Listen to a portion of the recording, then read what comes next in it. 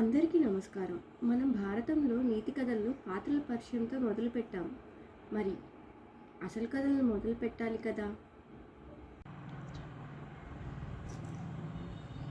మరి ఇంకెందుకు ఆలస్యం, మన మొదటి కథ మొదలు పెడదామా? కథ పేరు విద్య గురుముఖత నేర్చుకోవాలి. ఈ కథ అరణ్య పర్వంలో ఉంది. పూర్వం భరద్వాజుడు అనే మహర్షి ఉండేవాడు. ఆయనకు ప్రాణ స్నేహితుడు రైభ్యుడు.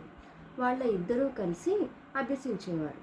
ఇలా కొంతకాలం గడిచిన తర్వాత భరద్వాజునికి యవక్రీతుడు అనే కుమారుడు కలిగాడు. రైభ్యునికి అర్భావసువు, పరావసువు అని ఇద్దరు కుమారులు పుట్టారు. భరద్వాజుడు ఎప్పుడు ధ్యాన సమాధిలో ఉండి కుమారుని విద్యా విషయాలు పట్టించుకోలేదు. రైభ్యుడు తన కుమారులు ఇద్దరిని విద్వాంసులుగా తీర్చిదిద్దుకున్నాడు.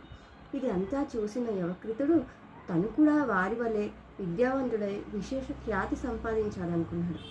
అదే ఊహతో తపస్సు ప్రారంభించాడు. యవక్రీతుని తీవ్ర నిష్ఠను గ్రహించిన ఆ దేవేంద్రుడు వచ్చి, స్వామి, విద్య అనేది గురుముఖత నేర్చుకోవాలి. అప్పుడు కానీ విజ్ఞానంతో మనస్సు పరిపక్వ కాదు. ఈ ప్రయత్నం మాని ఉత్తమ గురువుని ఆశ్రయించు అని అన్నాడు. ఆ మాట యవక్రీతునికి నచ్చలేదు. తపస్సు చేస్తూనే ఉన్నాడు. ఇది అంతా చూస్తున్న ఇంద్రుడు ఇతనికి ఎలాగైనా మనం మంచి నీతిని చెప్పాలి అని ఉద్దేశంతో ఇంద్రుడు ఒక ముసలి బ్రాహ్మణుడు వేషం వేసుకొని వచ్చి గుప్పెడితో ఇసుక తీసి నదిలో పోస్తున్నాడు. యవక్రీతుడు నదీ స్నానానికి వచ్చి, ఏమిటి పని, ఎందుకు చేస్తున్నావు అని అడిగాడు. వృద్ధుడు నవ్వుతూ, ఈ నదికి అడ్డంగా గోడ కడుతున్నాను అన్నాడు. యవక్రీతుడు నవ్వి, ఇంతటి నదికి గుప్పెడి ఇసుకతో గోడ కట్టడం ఈ జీవితంలో సాధ్యమా అన్నాడు.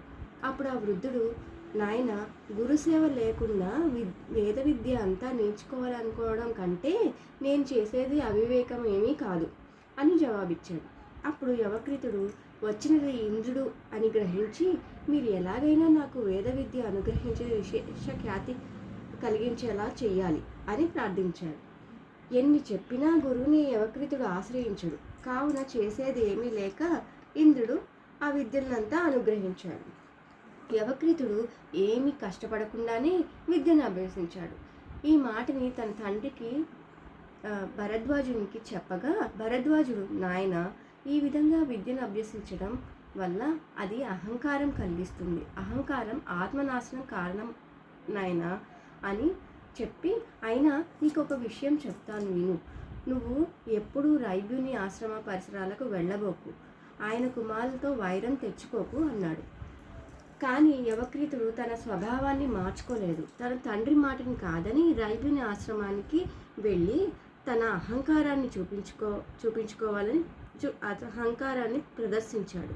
దీంతో రైభ్య మహాముని కోపం వచ్చి యవక్రీతుని, నీవు అపమృత్యు పాలు అవుతావు అని శపించాడు. సరిగ్గా ఆ శాప ప్రభావంతో భరద్వాజుని ఆశ్రమం ముందు యవక్రీతుడు కన్ను మూశాడు.